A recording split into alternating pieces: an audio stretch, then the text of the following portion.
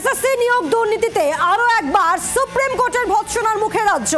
অযোগ্য প্রার্থীরা রাজ্য সরকারের কতটা ব্লু আইড যে এখনো তাদের হয়ে শীর্ষ আদালতে সওয়াল রাজ্যের।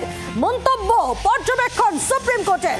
এসএসসি পরীক্ষায় দাগি অযোগ্যরা বসতে পারবেন না বলেও মামলা খারিজ করে দেয় সুপ্রিম কোর্ট।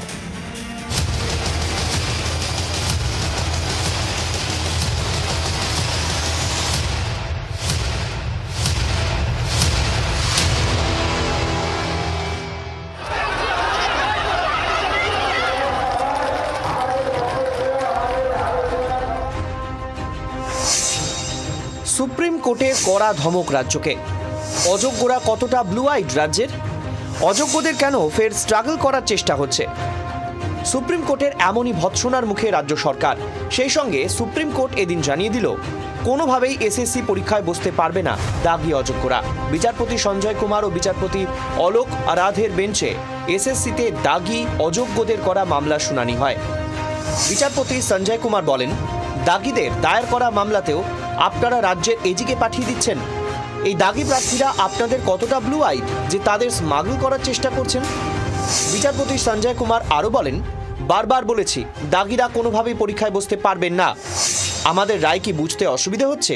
কেন এই ধরনের মামলা বারবার আনা হচ্ছে? এখানেই শেষ নয়। বিচারপতি সঞ্জয় কুমার আরও বলেন, রাজ্যের এই ভূমিকা শকিং। আপনারা এত মানুষের জীবন নষ্ট করেছেন, এখন আবার দাগি প্রার্থীদের রক্ষা করতে চাইছেন। বিচারপতি সঞ্জয় কুমার বলেন, দাগিদের হেফাজতে নিয়ে জিজ্ঞাসাবাদ করার কথা ছিল সিবিআইয়ের, তার কি হলো?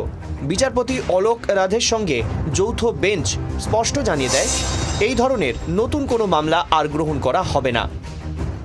মানে পর্যবেক্ষণে অনেক কিছু উঠে আসে, রাজ্যকে কোনো একটা প্রশ্ন করা হয়েছে, আপনাদের কি ব্লু আইড হয়? তারপরে রাজ্য কি উত্তরটা দিয়েছে সেটা দেখুন। রাজ্য তো কিছু একটা উত্তর দিয়েছে, কিছু একটা কথা নিশ্চয়ই বলেছে সুপ্রিম কোর্টে। তো ফলে স্বাভাবিকভাবেই প্রশ্ন উত্তর চলে, বিচারপতি প্রশ্ন করেন, লয়াররা বলেন এই পর্যবেক্ষণটা part of the process, but nothing final. শীর্ষ আদালতের ভৎসনার পর রাজ্যকে তীব্র ভাষায় নিশানা করেছে বিরোধীরা। সুপ্রিম কোর্ট ধরে ফেলেছে যে রাজ্য সরকার কেন দাগিদের পক্ষে। তারা এখন ওই দাগিদের চাকরি বাঁচানোর চেষ্টা করছে, কারণ চাকরি হারা হলেই তৃণমূলের একদম আসল জায়গায় আঘাত এসে যাবে। মুখ্যমন্ত্রী নিজে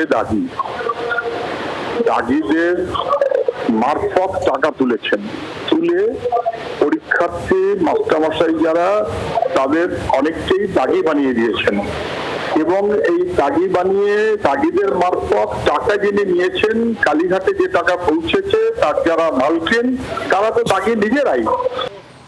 এসএসসি নিয়োগ দুর্নীতি মামলায় সুপ্রিম কোর্টে আবারও খারিজ হয়ে গেল অযোগ্য শিক্ষকদের আবেদন। পাশাপাশি রাজ্য সরকারকে কড়া সমালোচনার মুখে পড়তে হলো দেশের শীর্ষ আদালতে। অযোগ্যরা বারবার সুপ্রিম কোর্টে এসে সুপ্রিম কোর্টের সময় নষ্ট করছেন এবং এ নিয়ে আর কোনো নতুন মামলা গ্রহণ করা হবে না বলে স্পষ্ট জানিয়ে দিল সুপ্রিম কোর্টের বিচারপতি সঞ্জয় কুমারের বেঞ্চ। এসএসসি 2016 চাকরি বাতিলের পর থেকেই দাগি অযোগ্যদের নিয়ে রাজ্য সরকারের অবস্থান বারবার প্রশ্নের মুখে পড়েছে। সুপ্রিম নির্দেশে যে অযোগ্যদের জন্য 26,000 চাকরি বাতিল হলো, তারা কি সত্যি দাগি অযোগ্য না বেচারা, তার সময় বলবে। নয়াদিল্লি থেকে রাজীব চক্রবর্তীর রিপোর্ট, জি24 ঘন্টা।